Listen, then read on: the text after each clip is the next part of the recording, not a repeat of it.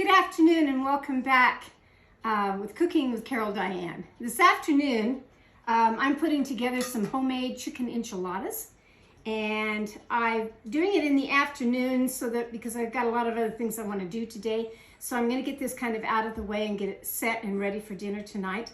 Whatever I don't eat, then I'm going to freeze, and I'm going to use not only the flour tortillas, but I'm going to use the corn tortillas also.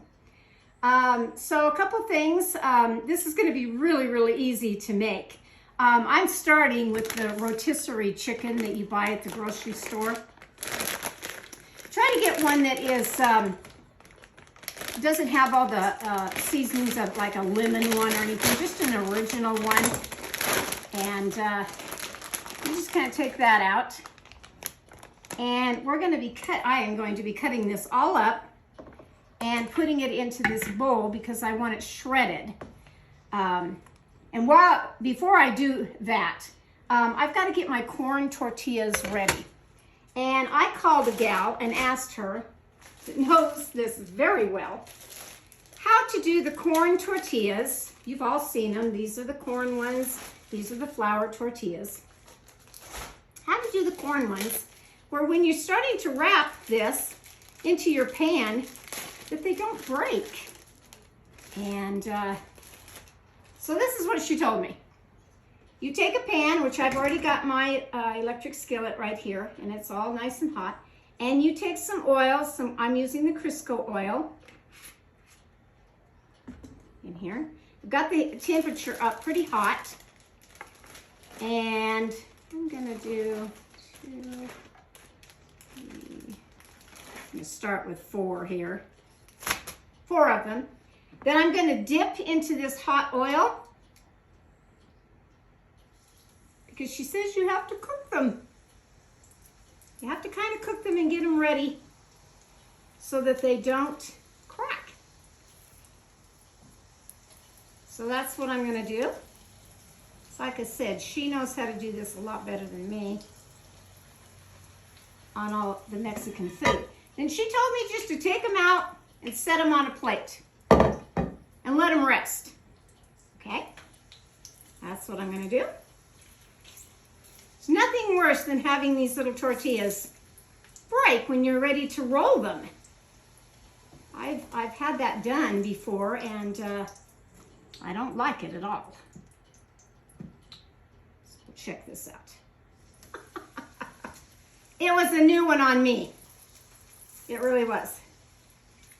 You know, like when in Rome, do as the Romans do? Well, true Mexican dishes. Of course, they have special pans for this. This is pretty hot oil, so. I also want to have this oil when I'm putting my, just a little bit in here when I do my chicken. So we're going to do just 4 for right now. When I get my chicken all nicely separated, which again, you don't really want the skin off of the rotisserie chicken. What I'm after, I can just kind of peel that off, unless you like that seasoning, but I'm just after the meat part, not the flavoring of what's on, whatever they've put on this, of a rotisserie chicken. So I'm going to get this ready where I'm just going to break it up into my bowl like this. Just kind of shred it. And once I get this bowl kind of filled, I'll come back to my video and show you how to assemble this and put it all together. So that's the first step. Cook the corn tortillas. You don't have to with the flour tortillas, just the corn tortillas. And then do the chicken and get it all ready in a bowl. And I'll get that all ready and I'll be right back. I'm back and I have my chicken all nicely taken care of, that I have taken it off of the rotisserie chicken and it's all blended now. So I have just a little bit of that Crisco oil of the shortening, the oil, shortening, but the oil in here. And that's going to be just enough for me to put the meat back in here. It's already warm from being at the grocery store as a rotisserie chicken. But I want to get it warmed up a little bit more. Then I'm going to take some garden onions. You can take whatever onion that you prefer. If you like a white onion, a yellow onion, or a red onion, it's your preference of whatever you like. I just like the little garden onions. And I'm going to put that into the meat. Get that cooking nice.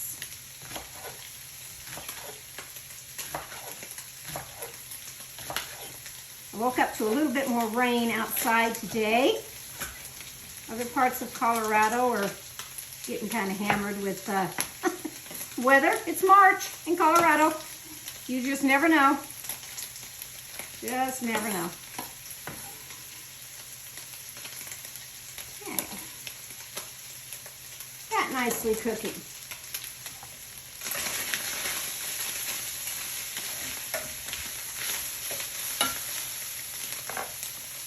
Then I'm going to add some seasonings of just some salt and pepper for right now. I like a generous amount of pepper in pretty much everything that I eat. And some salt. Okay, then this enchilada sauce, I guess it depends on what brand you really like, but this is the biggest can on the shelf that I could find, and it is 12 ounces. And so I've opened up the can, and my baking dish that I'm going to put it in the oven is this one. I've preheated my oven to 350. I have sprayed my pan with some spray shortening here. I'll spray just a little bit more in there. And then you add a little bit of this, of the sauce, where it just coats the bottom of the pan. Now you're going to pour some in here.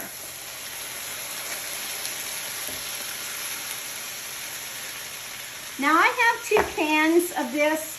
I have another can ready if I don't feel that I have enough sauce in here, which I think I'll be okay. And then it calls for some sour cream. And I buy Daisy sour cream. I like the flavor of it over just a generic brand. I really do.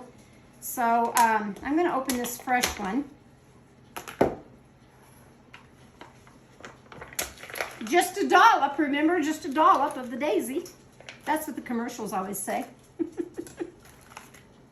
And I'm going to go ahead and just measure this of a cup, a good amount of a cup. When I get everything together, I can always go back and add more sauce or more of the sour cream. Get that off and add this now. I've been just kind of tasting and wanting this enchilada recipe, and I think it's going to be pretty tasty. So it's going to be just kind of a milky looking mixture like this when you get it going in here, which is fine. Like I said, my recipe calls for about a half a cup or so of the enchilada sauce. I poured a little bit more, but that's okay. And then the sour cream. Also in here, if my greenhouse was up and going, if it was summertime and up and going, I would be going out and getting quite a bit of parsley and bringing it into the house. But since I don't have the parsley in the house of fresh, I'm just going to use what I do have, which is my grown parsley that I dry. I'll put some of that in there. And then I bought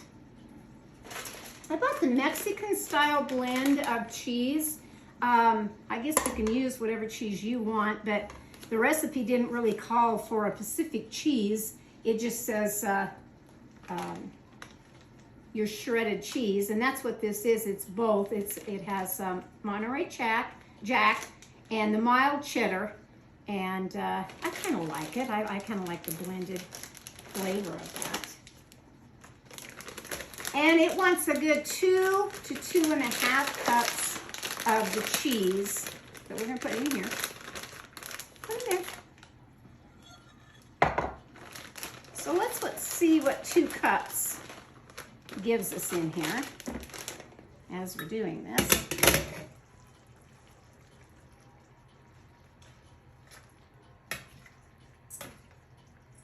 Looking pretty good. Yeah.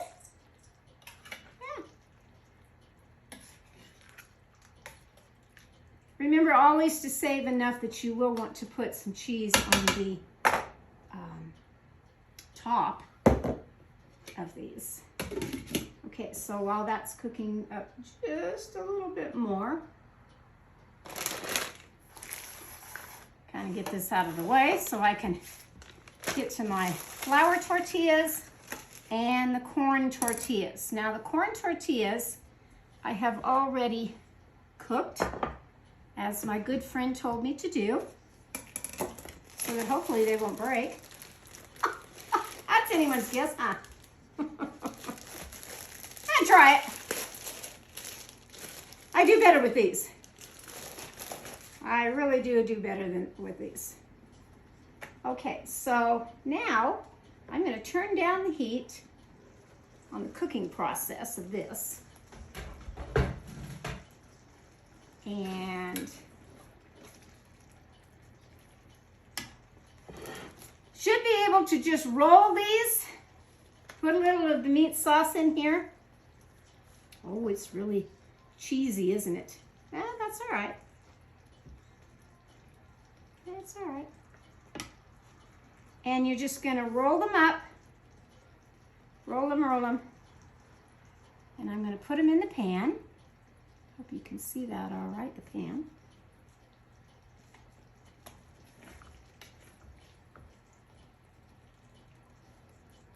When I go to a Mexican style restaurant, this is normally what I order are the chicken enchiladas, because I just kind of like them. Just kind of roll those up, stick them down in here.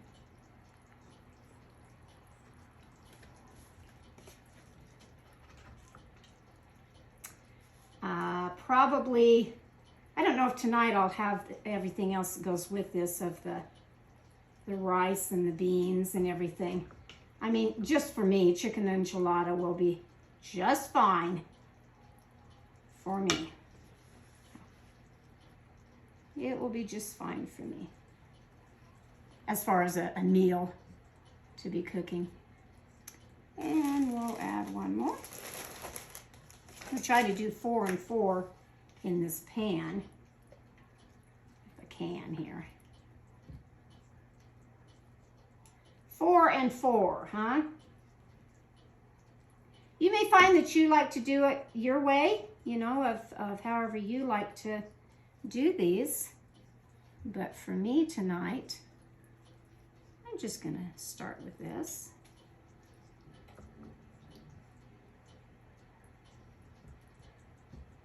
I made some hors d'oeuvres years ago using this same recipe with the sour cream and everything, and oh my gosh, it was delicious. But I haven't really done these before. Now, yes, it's a little messy, as you can see. That's all right, it's all gonna blend in. It will all blend in. And everything washes, doesn't it? Washes up. I'm gonna bring them close together there. So this particular tortilla kind of cracked on me when I was cooking it. Not sure why, but we'll see how it does. I kind of roll it up here. I'm not too picky, I'm really not. And because these are little, I think my last one I'll just put on the end. Will be just fine.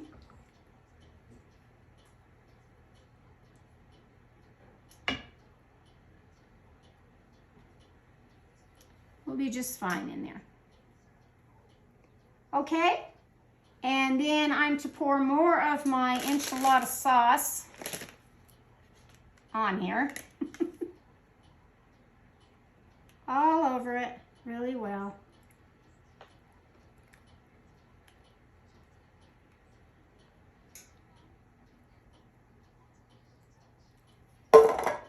And here comes the cheese part.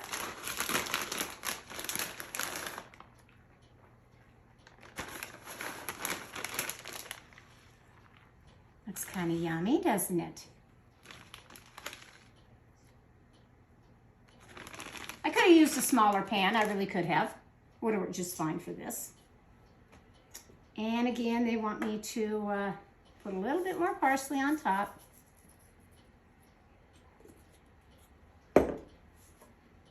And we'll try some more salt and pepper on top of here.